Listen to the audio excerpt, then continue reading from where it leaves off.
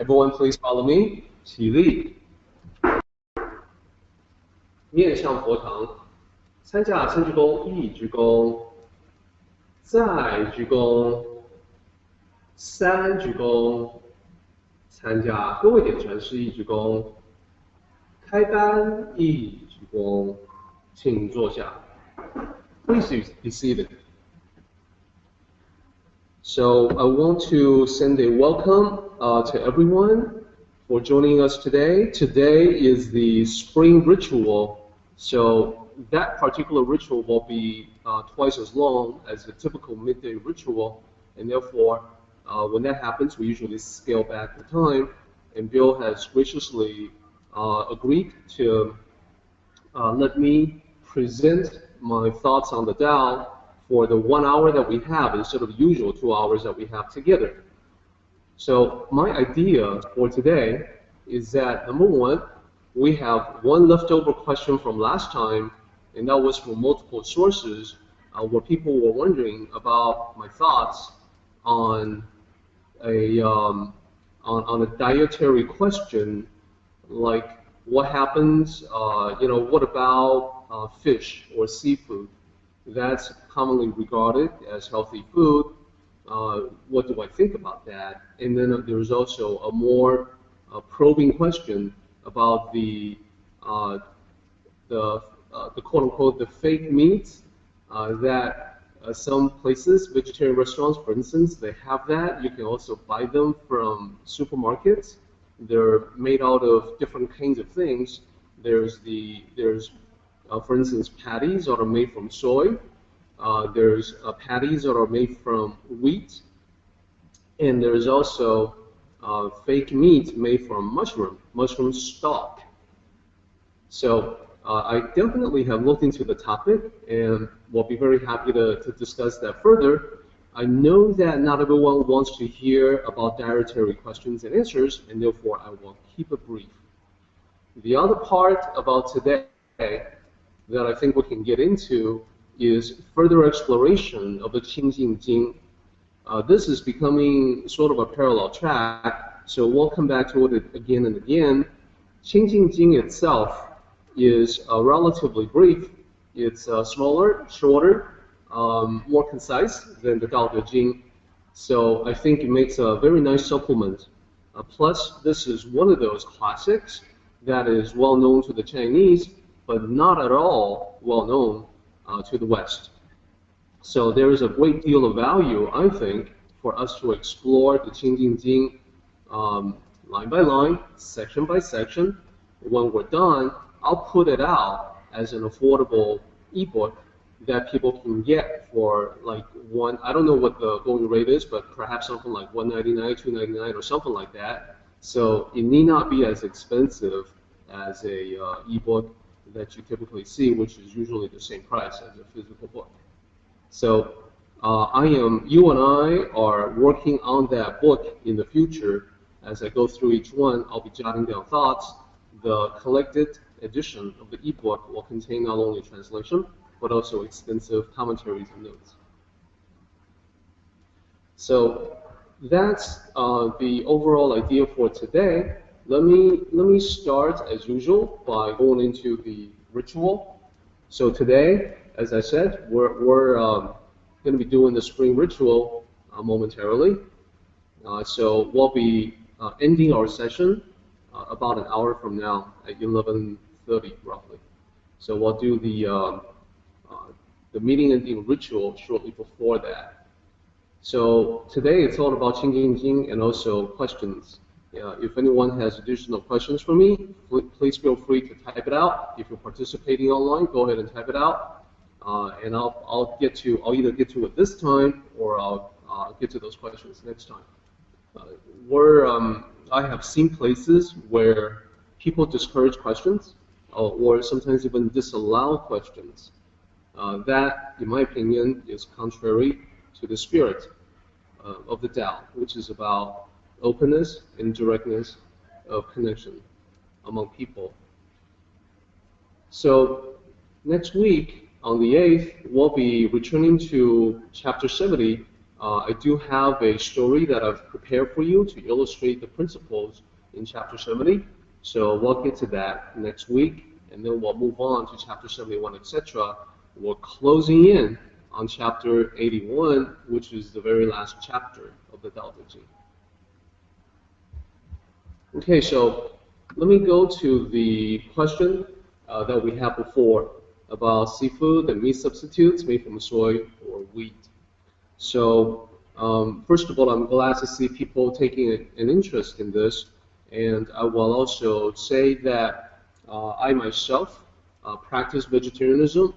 In fact, I see some value in actively managing my diet so that a lot of it is vegan, not just vegetarian.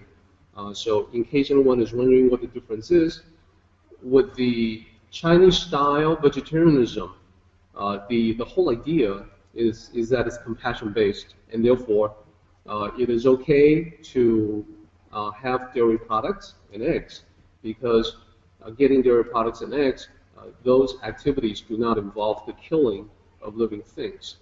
But meat, animal products that require killing, those are off the menu for the Dao cultivators, for most of the Chinese Dao cultivators here at the temple. Veganism goes another step further and limits the milk, dairy products, and eggs as well. So there's a lot of reasons for doing that. I never thought that I would, be in such agreement with those reasons, that I would practice it myself. But here we are. I am, actually trying to modify my diet again to have more of my meals be vegan and not just vegetarian. So that's the key word. The key word is management. I don't think anyone has to become a complete vegetarian or complete vegan. I think it's an individual choice that I honor. I think it's a good idea, though, for everyone to be looking at his or her own diet carefully and then managing it proactively for the best result possible. So I applaud anyone who is going in that direction, looking into those options, and I think you will reap a lot of benefits.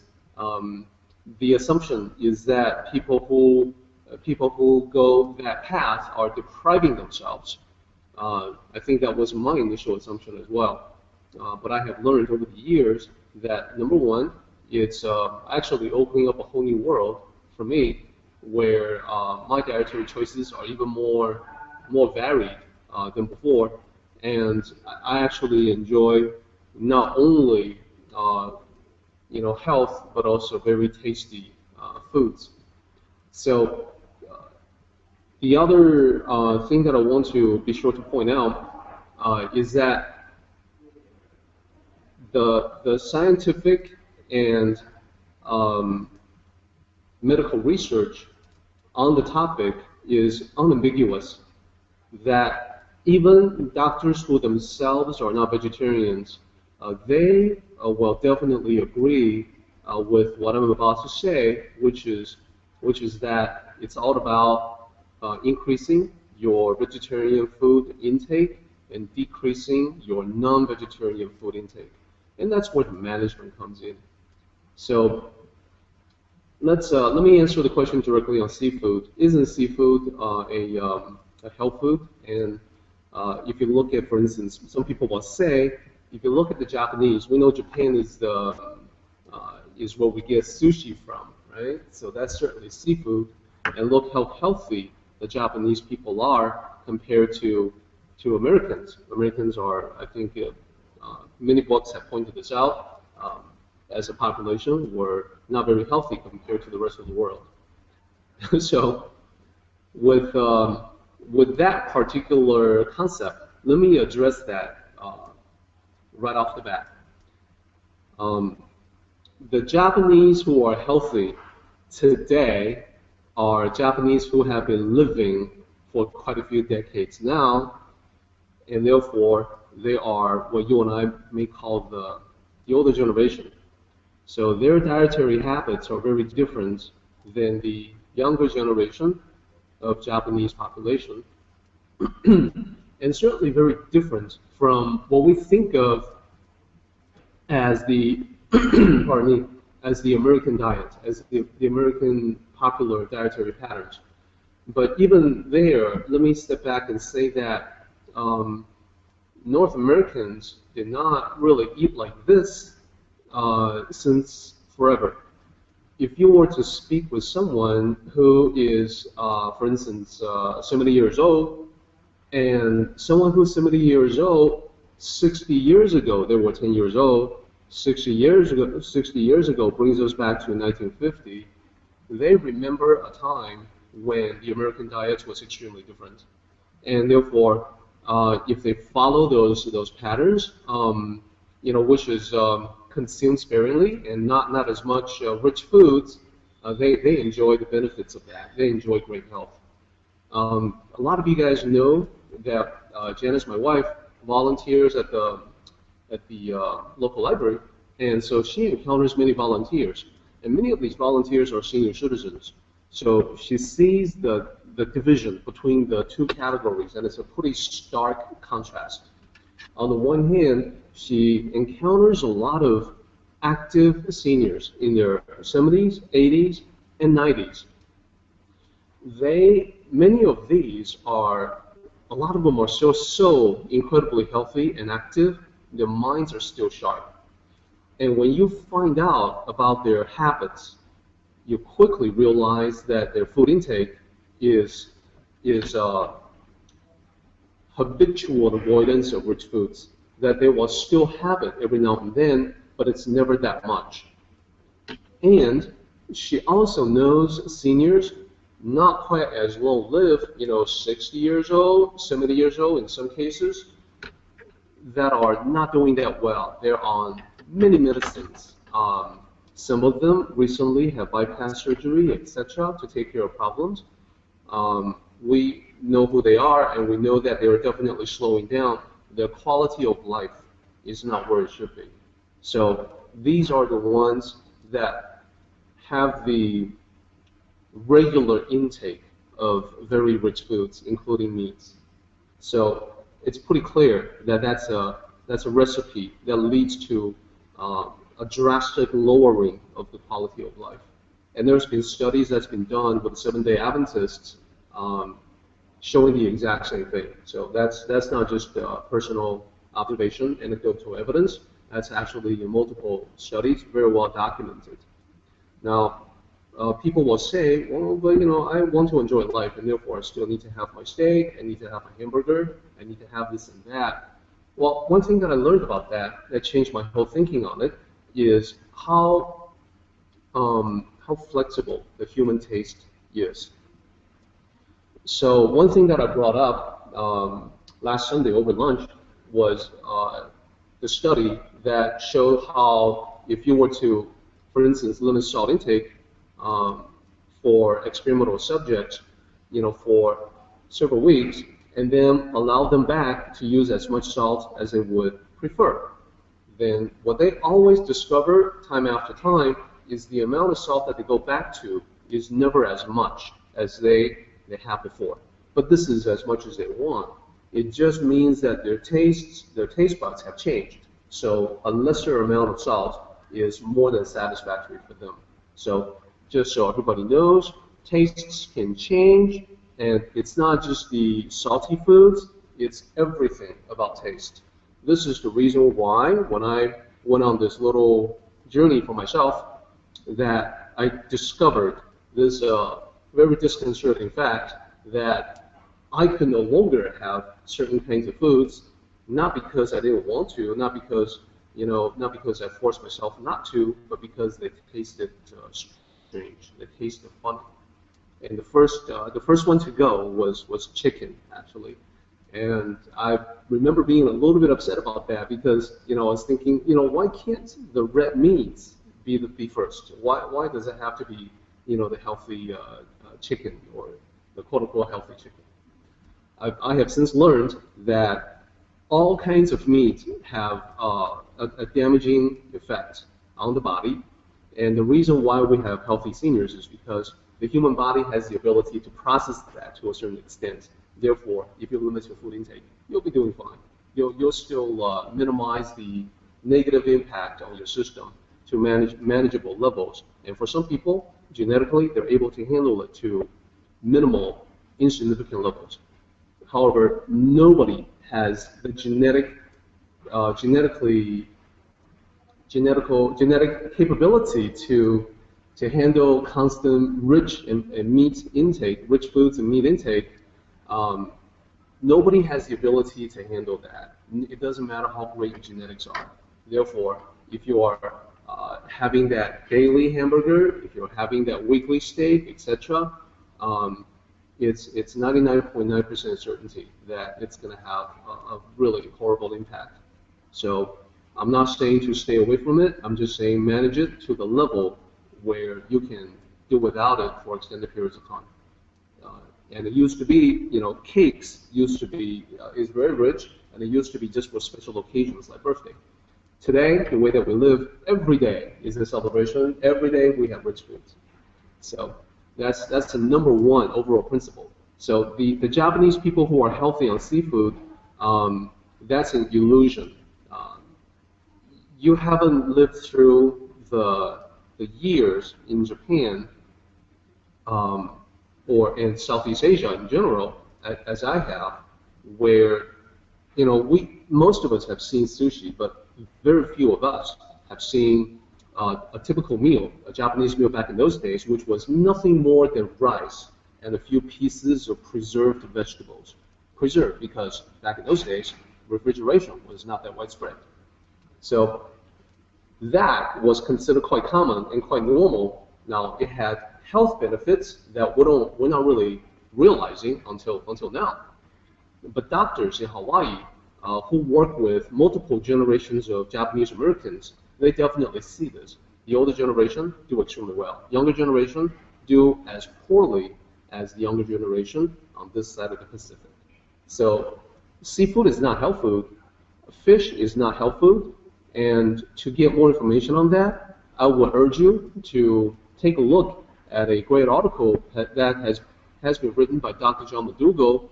Madugo is spelled with 2 L's at the end. So if you type in your Google search engine, if you type Madugo with the 2 L's at the end, and then follow that with keywords like fish and then health food, you'll be able to see that article as the #1 hit in that search. So I will urge you to look into that. So the same principles that I talked about apply to soy or wheat products as well.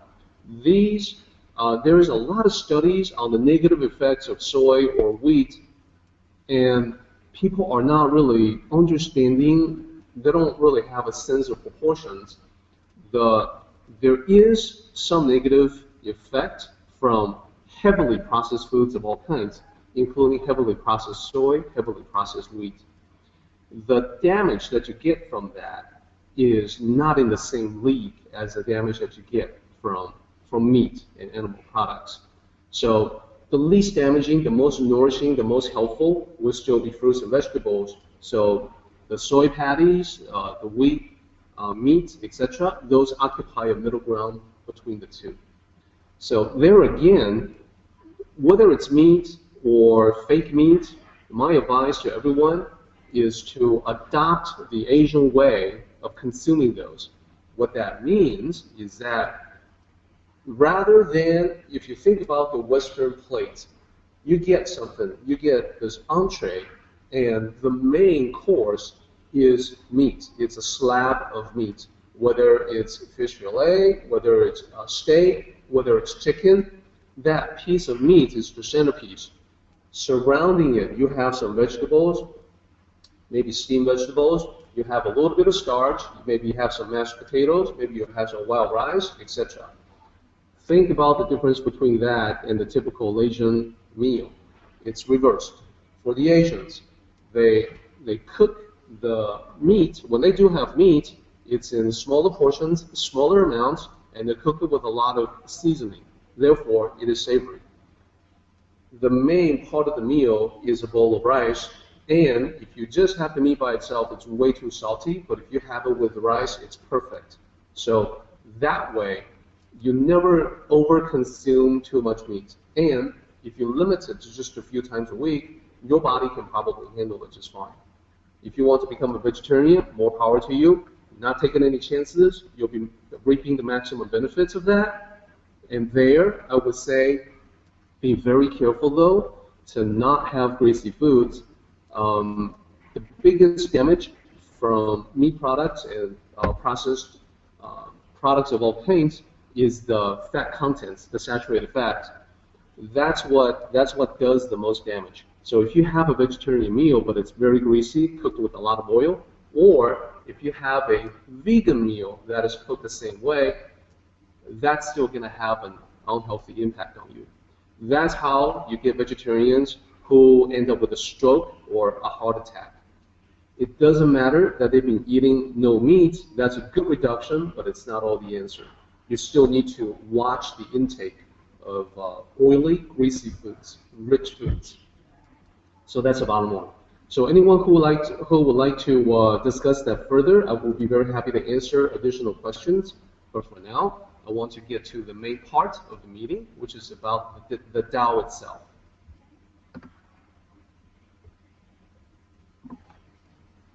So last time, I think you guys remember that we did the first part, the very beginning of the Qingjing Jing. Qingjing Jing, 3 characters. Let me talk about what they are. Qing means clarity. So there's also people who translate it as purity. No, it's really more clarity than anything else. And then the next one, Jing, it means being quiet. I translate it as tranquility because the other translation, stillness, doesn't quite capture it. So clarity, tranquility, and the last character, Jing, that is the same character as Dao De Jing. The last character there, it means a classic. Sometimes translated as sutra. That's fine. So altogether, it is the classic of clarity and tranquility, or I prefer to call it the clear tranquility classic. That way, it's the simpler form of the translation, and it matches the conciseness of the original Chinese. So last time, we learned a whole bunch of things about the beginning of Qingjing Jing.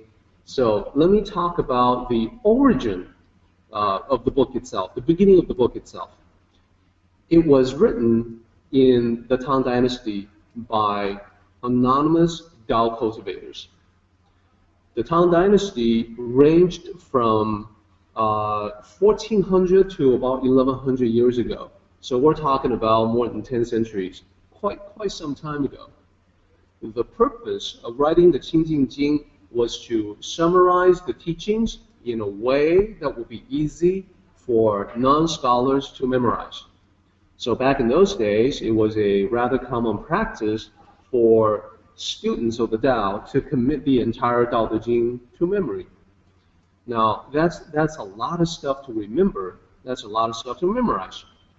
So what people have done instead is to turn to the Qingjing Jing, which is more concise, and attempt memorization of that as the first step.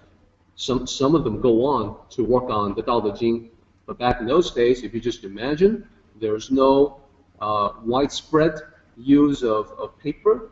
There's no easy duplication like the Xerox machines that we all enjoy, like the computer printers that we all have today, and therefore people relied much more on memory, on memorizing. So that was the original purpose, and I think it's actually great. It's a pity that it hasn't been paid attention more in the West. There's a lot of good stuff that's contained in the Qingjing Jing. Another thing to note is that by that time, if you think about the time frame, from 1100 to 1400 years ago, that's already more than 1,000 years after the time of Lao Tzu. So many things have changed in ancient China. So the first thing that has changed that we notice from the Qingjing Jing is that Lao Tzu has been given this honorary title, 老君. So he's not just the old master, he is the old ruler, or the, as I call it, the elder lord. So he's been given that title from a perspective of reverence and honor because religious Taoism was a significant force in ancient China. That's number one. The other thing that has changed is that 500 or 600 years after the time of Lao Tzu, Buddhist teachings made their way into China as well, from India, and has gained popularity as well. So by the time that this was written, those two, Buddhism and Taoism, were the twin forces affecting Chinese culture from a spiritual perspective. And people saw them as very similar. And the original translations of Buddhist texts into Chinese were done by Chinese themselves, in most cases done by people who had already been studying Tao teachings. So when they translate Buddhist texts, they tend to utilize the concepts that they knew, that they understood from the Tao. And therefore, Buddhism and Taoism affected one another in that way. There are references from the Qingjing Jing that we'll come across later on that have definitely been influenced by Buddhism. So we'll see that, not today, but probably in a future lecture. So last time we went through the original few lines to talk about the meaning, and it's talking about the great Tao. And what did we learn about that? We learned about the fact that the Tao isn't a thing and it's not a person. It is, however, the source of creation, whatever that is. It is not a human-like entity. It lacks emotions. It's more like a force, a natural force. And it is something that has always existed and will always exist. It is also the force of life itself. Again, whatever that is. We don't claim perfect understanding of anything, really, but whatever is the origin of life, whatever is the life force that is in all of us, well, that's the Tao. We'll just call it the Tao because it seems to be the Tao of nature, the way of nature, that there be abundant life. So the Tao is just a label of convenience. We're forced to call it the Tao, just meaning the way. It doesn't have a specific name. It doesn't have a name like a person. It doesn't have a name like a deity. So from the very beginning, the Tao itself is not set up like a deity. So now let's go to the more important thing to talk about today, and that is the next segment of the Qingjing Jing. So first, and we'll do this character by character, line by line, as usual, as we did before. First, we have a line here, Fu Dao Zi, that which is the Tao. The first character gives translators problems. Translators who do not know ancient Chinese will look at that and automatically think that it's referring to people. But in the ancient usage, what it really meant was a question. Like, so what is this thing that we call the Tao? What is it about the Tao? So this was really a question, and it's not referencing human beings, not at this point. So translations that talk about, there's a translation that at this point says the Tao of human beings. Okay, that's a mistranslation. That just reveals a lack of understanding of classical ancient Chinese. So a better translation I present to you here about that which is the Tao. That which is a straight translation of the last character there. So about the Tao. What is it about the Tao? Let's talk about the Tao, is what that line says. So within this overall framework of the Tao, there's clarity and then there's opacity. There's that which is transparent and that which is opaque. So this character, Qing, you'll see that it's the same character as the first character in Qingjing Jing. It means the same thing. It means clarity. So this character here means to be opaque. So this has been translated as pure and impure. So that's not a real good translation. Let me give you guys a mental image that can help. Think about a pool of water, maybe a pond. When you approach this pond, the water looks crystal clear. It's beautiful. There's perhaps fish swimming in it. There's living things, and you can see all the way to the bottom.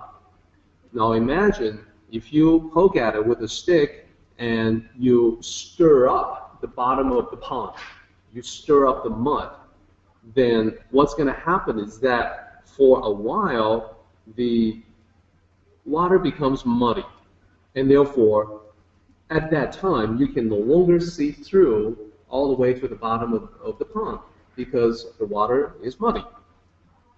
So that is the difference between the two. And yet, because the Tao is always changing, you can see already that we have gone from clarity to opacity. You can't see through it. Later on, when it settles, it's going to go back to a clarity, a state of clarity. So there's both in the Tao. And right off the bat, I want to offer to everyone to look at these two and train yourself. This is the most important part of the mental training in approaching the Qingjing Jing. Train yourself to understand right off the bat that these are not saying that there's good or bad. So for instance, there's a human tendency to say that, well, I want clarity. I don't want opacity. I want the transparent. I want this thing that is so clear and beautiful. I don't want to be able to not see through it, and therefore clarity is good, opacity is bad. No, that's not what this line is talking about. It means, what it says is that there are different states. Both states can be either good or bad. We'll see more examples of that later on. Right now, it's not passing judgment on either one. So that's the first line there about clarity and opacity. Then we, and by the way, you see this character repeated many times. This is a character that's pronounced yo. Yo. You can think of it as yo, yo. Although in Chinese there's pitch associated with it, so you have to say yo. You cannot say yo. And you may think, well, that's the same. Well, that's because, in English, we don't really use any pitch, or the pitch that we use depends on the part of the sentence where a word is at. So in Chinese, there are distinctively different. This is yo. In pinyin romanization, I've had people remark that, oh, pinyin romanization system is so much better than the yo system. Well, in this particular case, pinyin would write yo as Y-O-U. And you will look at that and you will say, well, wait a minute, that's you. That's not yo. But the rules of pinyin is the O-U sound is O, like that. So yo, it has a little bit of a sound that's been stretched out into it. But it's misleading. It misleads people, and because it's such a common word, people who study Chinese and come across, pinyin romanization, it'll throw you off because you're used to thinking of that as you, Y-O-U. So that character just means there is, or has, or have. So in this case, there is clarity and opacity in the Tao. Both exist. Both are states, states of being in the Tao. And then there's also movement and tranquility. So these are straight mapping of the two characters here. Okay, so first, a general statement about the Tao encompassing every possible description, every possible attribute, every possible characteristic, and then moving on to utilize that to describe the world. So for instance, this is a character for heaven or sky. The heaven is clear. All that means is that heaven or the sky is something that you can look through because it's mostly air. Yes, sometimes it does become cloudy, and therefore, the weather, you can say that during those times it is more opaque. You can't see through because of the clouds, but later on, the clouds will dissipate and you have the clear, wide open skies again. So the default state of heaven is clarity, whereas the earth is the opposite. It is opaque in that you can't see through a mountain. You can't look through a mountain. The mountain is in the way. And of course, modern times, you will say that, well, if I tunnel through the mountain, then suddenly I can see the other side. Well, that's just like saying that, clouds can come in to make the sky not so clear. The default state of the earth is opacity. Now, there's more points that it'll make, so just kind of hang in there for a moment.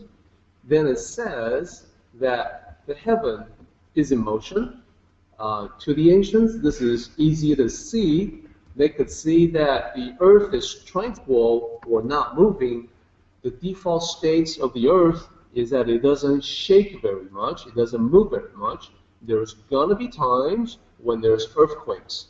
There's going to be times when there's movement, but overall, the default state, the characteristic of the earth is that of stillness or tranquility. Whereas, looking up in the heavens, the ancients saw the sun move across the sky. They saw the moon, they saw the stars, and they could, after a while, detect motion in the planetary, in the heavens. The different heavenly bodies exhibit motion, movement.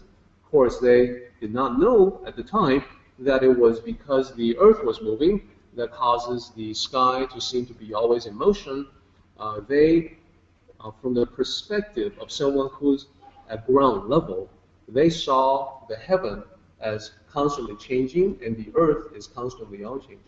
So comparing the two, you have emotion and tranquility. Then it goes on to map heaven and earth to male and female. So this is where our modern sensibilities will suddenly perk up and pay attention, because now we want to see if there's any evidence of ancient sexist discrimination. So here it is saying that the male is clear, the female is opaque. So this maps to heaven being clear, the earth being opaque, etc. These are talking about general characteristics. So in human beings, we can see that for men, and this is, by the way, this is comedy material for many stand-up comedians. If you listen to these comedians perform, they talk about the difference between men and women, because that's a wealth of material there, right?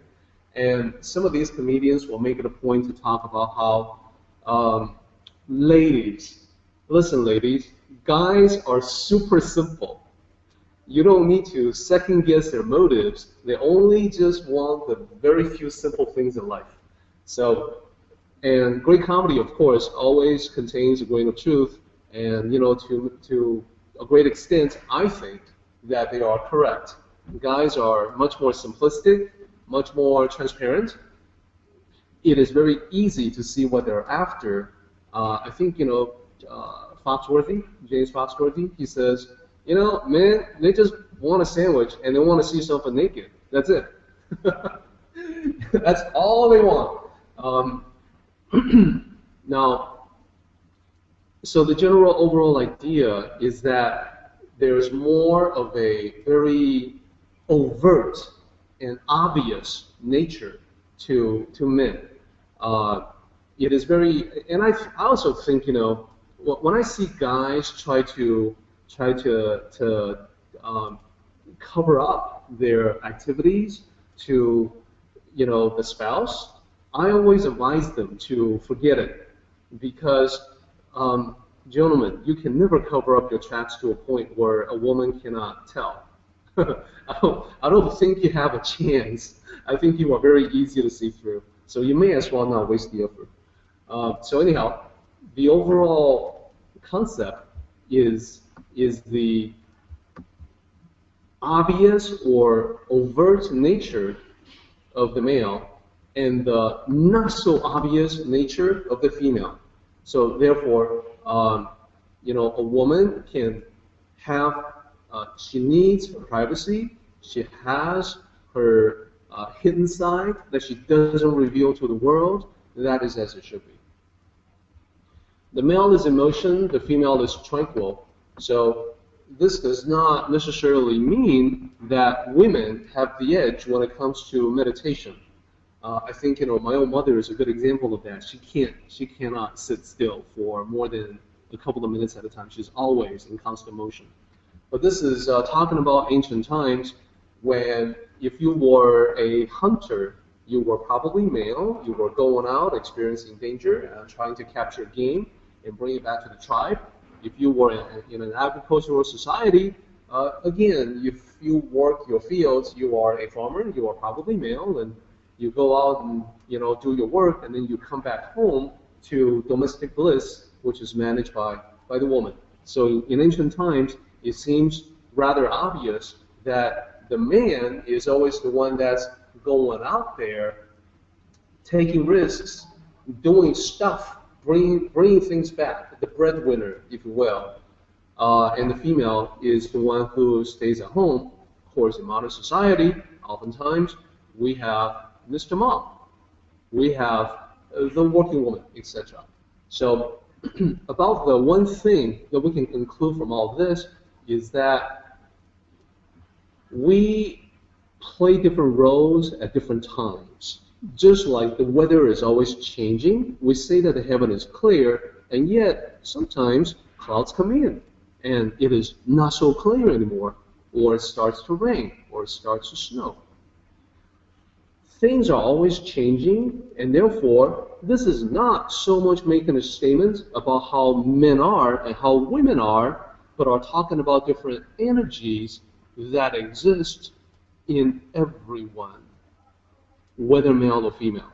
So if you think about that and then go back to this, so think about how you, regardless of you being male or female, you are sometimes active, working, sometimes at rest, not moving very much. So sometimes you stop, sometimes you get going, whether you are male or female. And sometimes you are tranquil, you are enjoying solitary quiet. Other times you're interacting with other people, being very socially active. Sometimes you are, if things are easy for you to see, other times not so easy. Clarity, opacity. So all of these, and I would even say male and female, they exist in all of us, regardless of physical gender. So there's a male energy within you and also female energy within you, whether you are a man or woman. And to the very macho guys, yes, I stand by my statements. There's female energy within you as well.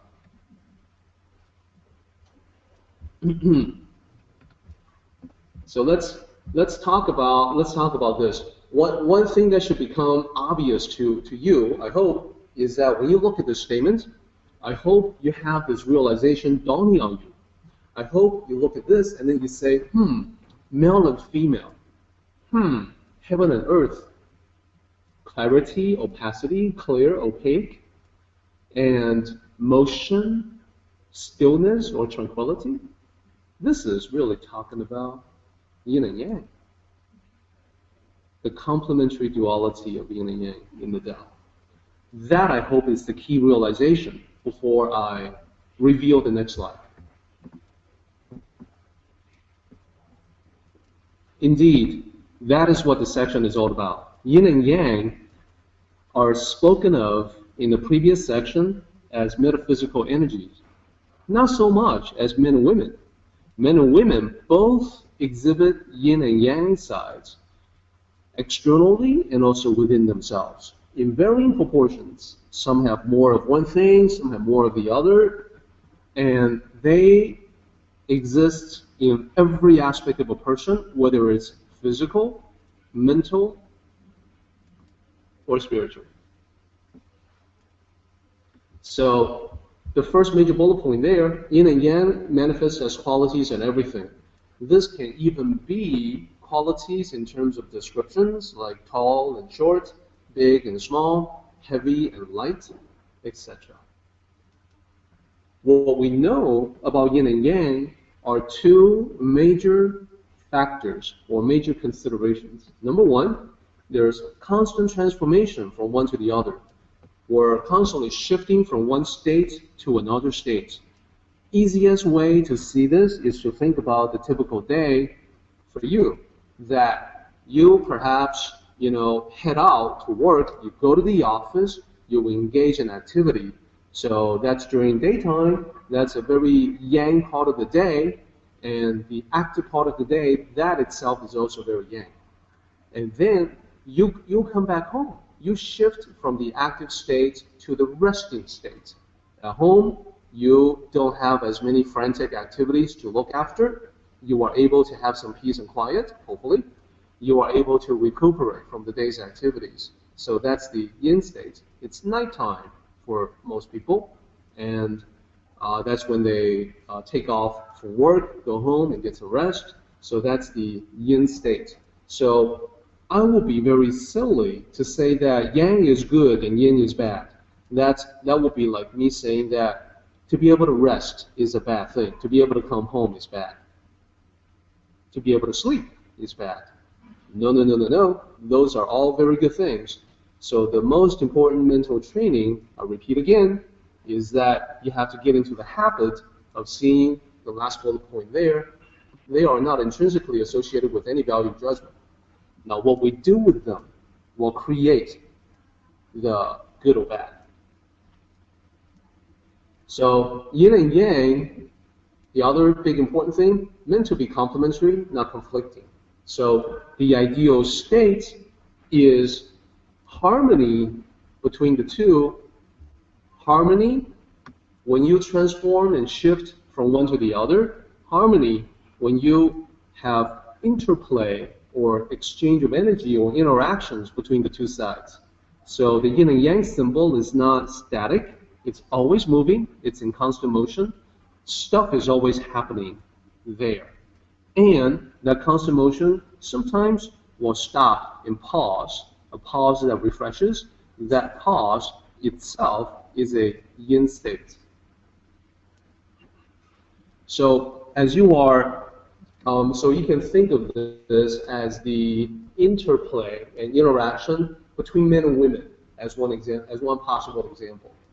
So they're meant to be complementary, not conflicting, just as the relationship between a man and a woman meant to be complementary, not conflicting, hopefully not conflicting. So harmony between the two, between men and women, male and female, harmony between yin and yang, that is what creates all the good things in the world. The lack of harmony between the two, argument with the spouse, etc., divorce papers, God forbid, that is what creates the negative things, the negative quantities in life, the bad things. What we do with them is what creates good and bad. So remember that about yin and yang. Them in themselves, nothing bad about any of them. So when you say yin is covert, hidden, I don't want you to automatically associate that with bad, because that can be a very good thing. When you see yin associated with nighttime or darkness, again, I don't want that to be associated with negativity. Instead, think about how evening times can be very good. It can be a time of rest. It can be a time of, it itself can contain activities. Evening time is when you can have social activities because you're not at the office. So nighttime, evening time, rest, sleep, meditation, these can all be very good. So think about Qigong and Tai Chi. They involve motion, and therefore they have more of a yang quality to them, whereas meditative, sitting meditation, sitting Zen meditation, for instance, these are more yin-oriented activities. They're both very helpful. They both can be very, very good. So having said that, let's move on. I keep harping on that, by the way, because I've lost count of the number of times when people say, yin and yang, that's women and men, and it's also evil and good. And then, so, I have a sister who comes to me and says, well, I don't want to be evil. I'm a woman. I don't want to be evil. And then I say, well, you're not. But she says, but the yin and yang symbol says I am. And then I tell her, no, it doesn't. So this is, this is like 5 years ago that we had this conversation. She has a blog. She is the Tao Babe. She is called the Tao Babe. So let me talk about the authentic teaching. The ignorance of these ancient teachings is what causes people to automatically map one pair of complementary duality to another pair. So if I say, happy, sad, and then I say male, female, there's a tendency for people to say, okay, so happiness, that's the man, that's the male, and then sadness, that's the female. No, that's a straight one-to-one mapping. Whenever you have two complementary pairs working together, you always generate 4 possibilities. Those 4 possibilities are happy man, happy woman, sad man, sad woman, in that particular case. And the example that I use down here, I have female, male, I have optimism, pessimism, so I generate optimistic woman, optimistic man, whoops, that's a woman there, sorry. That's my hidden sexism rearing its ugly head. Okay, pessimistic woman. Sorry, yeah, you're right. I did not make a mistake. I thought I made a mistake. I didn't. Thank you for catching that. So optimistic man, optimistic woman, pessimistic woman. So they generate 4 possibilities. That's the way that it's always worked since ancient times. So 4,800 years ago, way before Lao Tzu, the emperor Fuxi, who was recognized as the source of I Ching, talked about how the yin and yang, will generate the 4 phenomena. This is not typically, this isn't talked about very much, but that's exactly what we're depicting here. And then when you multiply that by 2 again, these are all powers of 2 in ancient times. They probably had no idea. They didn't know anything about computers or digital technology, but nevertheless, they based everything on 2. That's the reason why I want to bring in this graphic on the right-hand side. You can see that it's the yin and yang symbol. And then outside of the yin and yang symbol, usually this layer we never see. Usually it's the yin and yang symbol surrounded by the 8 trigrams. But there's actually intermediate level between the 2. You can tell that it's the combination of a straight unbroken line and a broken line. And therefore, you can have that in 2 different combinations, 4 different combinations altogether. 2 by 2 is 4. So unbroken, unbroken, broken, broken, and then broken, unbroken in 2 different variations. Here, they look the same, but that's because it's rotating. So this is closer to the symbol, this is closer to the symbol, etc. Usually what we see is the 8 trigrams called Ba Gua. So the term Gua is just symbol. It just means symbol. It's been translated as trigram because it's composed of 3 lines, and the lines can be either unbroken or broken. So Ba, that just means 8. Ba Gua, the 8 trigrams. And that's 2 by 2 by 2. Total of 8. In I Ching, they have the 64 gua. Again, it just means symbol. In this case, same usage, it's translated as hexagrams. Why? Well, not because they're hexagonal, but because there are 6 lines. Good question. Ba means 8. Gua means symbols. So that's this character and this character respectively. And we don't translate them as the 8 symbols. We translate them as the 8 trigrams only because these are 3 lines. So these are the 8 trigrams surrounding the yin and yang symbol. So with the I Ching, I Ching has 64 chapters, 1 for each hexagram, and that's again, that's basically 8 times 8. Great themes among 64. Yeah. So thematic about life. So that's my recommendation actually, to study. We will eventually study the I Ching. We're working our way to that. Remember, after we're done with the Tao Te Ching, we're going to go back to the first half of it, and then after that, perhaps we can delve into the I Ching. We'll see. I think there's so many possibilities open to us, and thank you everybody for your support in doing all this.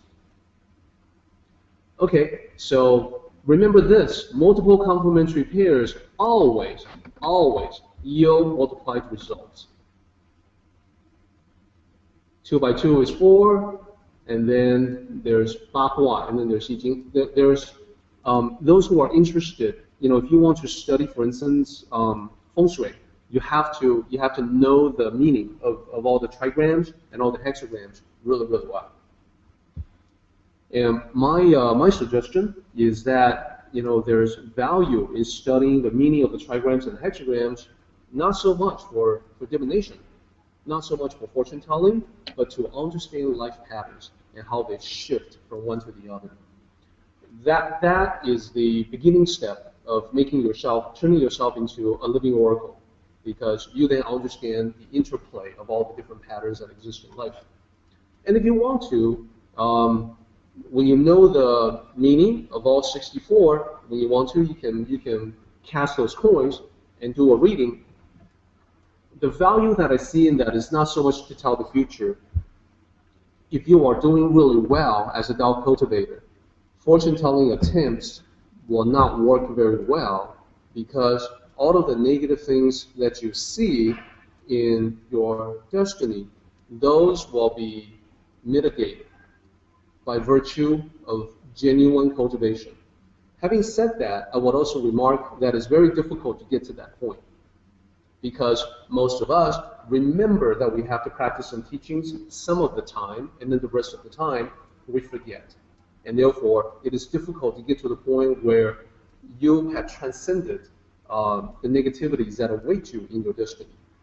Now, when you do get to that level, there's great value in doing a casting for yourself, not necessarily for fortune telling, not necessarily for divination, but for the purpose of opening yourself up to another perspective, which can sometimes be extremely helpful. So when you're facing indecision, you don't know what to do. You don't know, you have a dilemma. You don't know, you're receiving 2 fantastic job offers. Each one offers a different list of benefits and advantages. So you have no idea what to do, and you're stuck. You ask all your friends, you ask your mentors, and you end up no wiser than before. You still can't choose between the 2. In that case, I would suggest the I Ching as a tiebreaker. It'll allow you, and this always, to me, this always works. It'll always show you another side that makes you go, aha, or either that, or how come I didn't see this before? Wow, that's a good point. And if I incorporate that, I get to go around this obstacle. I get to figure out exactly what to do, whether it's A or B, or a little bit of both, or neither one of the above, etc. Very true. And it can be very eerie when you are face to face with that. And I've also had trusted friends who say that they become a little bit drunk with this power, so they keep casting those coins, and at some point, the I Ching starts to, it is as if the I Ching is communicating with them, talking back to them, and at some point, it's coming back and saying that, you know, just take action, stop asking questions, you're wasting time. So that's, to me, that's very interesting. All right, so we need to sort of close our discussion at this point because we're reaching 11:30. I do agree that this is a really fun topic. We can go on like this for probably another hour, but today we have a shorter meeting. I'm committed to take us to the meeting ending ritual, but let me first give everyone a quick preview of what's to come. Next time, we should go through a list of the characteristics and attributes of yin and yang. So just by scanning through it right now, you can probably see where I'm going with this. Then, here's another section of the Qingjing Jing that we can talk about next time. For now, though, I have measured pretty much and expected that we will get to the point of our discussion as we did, and therefore my summary is specifically geared toward the parts that we have already covered, except number 4 and 5. But we can talk about it in advance of the actual discussion. So today's section, the previous section of Qingjing Jing is all about the Tao. Today's section about Qingjing Jing is all about yin and yang. So you got to remember, this is my reminder for you, neither one is better than the other. It's what you do with it that creates those distinctions of good or bad. Everyone is both yin and yang. Everyone needs both. You always have both. You can sometimes be unbalanced, or the yin and yang within you can lack harmony. That'll create problems. So Chinese medicine, acupuncture, acupressure is founded on the principle that the energies within you can lack harmony and therefore causing all kinds of physiological problems. I prefer to elevate that above the level of the physical and think more to the level of interactions with fellow human beings. Sometimes the yin approach is better, sometimes the yang approach is more suitable. Everyone has both approaches, everyone needs both. And knowing how to use each one at the appropriate moments, that's where the skill comes in. So when I say that you need both, next time we're going to talk about integrating the two. There are two characteristics that are especially important. Clarity, a yang attribute or characteristic, and tranquility, a yin attribute or characteristic. These are the two to integrate, and therefore this book is called The Classic of Clear Tranquility. The benefit of integrating the two is the harmony that we have talked about, generating all kinds of positive results. And what it says, the way it puts it, is the powers of heaven and earth. They belong to the integrated individual, someone who has both yin and yang energies working in harmony together. So 4 and 5 are for next time. They'll be covered in this slide. And for now, I think we are ready for the meeting ending ritual. 起立。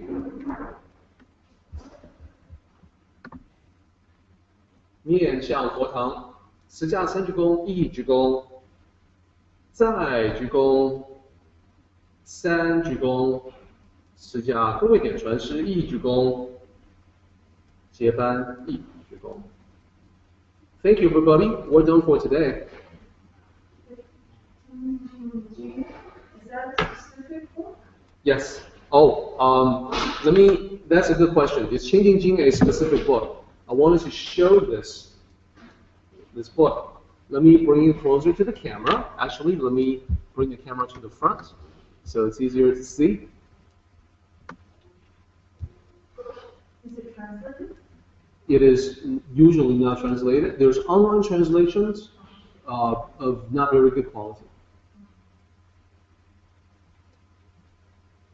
And then here's the back. Is it sort of like a proverb, or is it stories, or is it like the format of the Tao Te Ching? It's a bunch of lines, like the ones that we've been going through. Those are all in ancient Chinese. So then they're kind of like little sayings, or quotes, or Not quotes exactly. A series of statements. It starts out with a statement about the Tao, and then it goes into yin and yang, as we're exploring today, and then it talks about how people get lost, how people are oftentimes lacking peace of mind, tranquility, and experience anxiety, worries, and so forth. It is because they're not clear and they're not tranquil. So it's just multiple topics. Each line is a topic by itself. Right. At the very end, it talks about how to achieve that, how to achieve clarity and tranquility. So I think very useful, and it provides yet another view of the ancient teachings of the Tao. It's that long? It isn't. This book is very thick, but it's mostly commentaries. Oh. It's almost all commentaries. So the actual line, let me show the section in the beginning. I brought this book actually to let everyone know. I previously have brought books on the Tao Te Ching. So multiple books on that, multiple books on this as well. So here, if you all see that there is a line, I don't know if you can see it, Alicia. There's a line here. Right. So that's from the actual text. And then there's paragraphs and paragraphs explaining what it means. Take a look. So books like that are very valuable in doing what I'm trying to do. All of the Chinese books that I come across are much more accurate than the English books that are available here.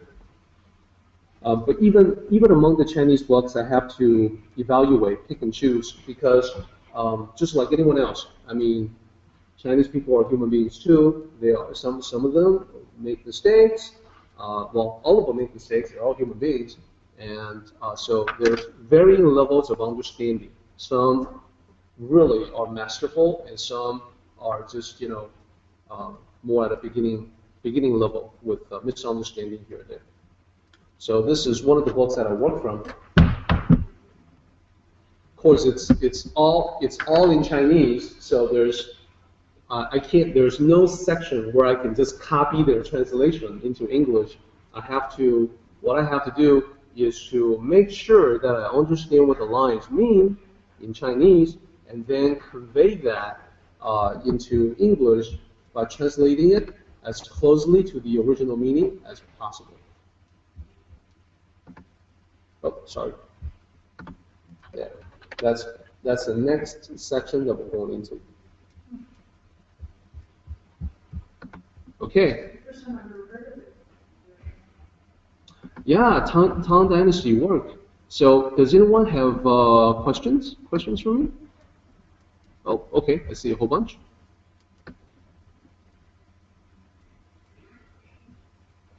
What is the best translation of Qingjing Jing available now? There's a big fat zero is the answer to that. There's no translation of Qingjing Jing that's published as a book. So I'm hoping that this stays the way it is, because then the ebook that I publish will become the first translation of its kind. There is online translation. They are of not very good quality.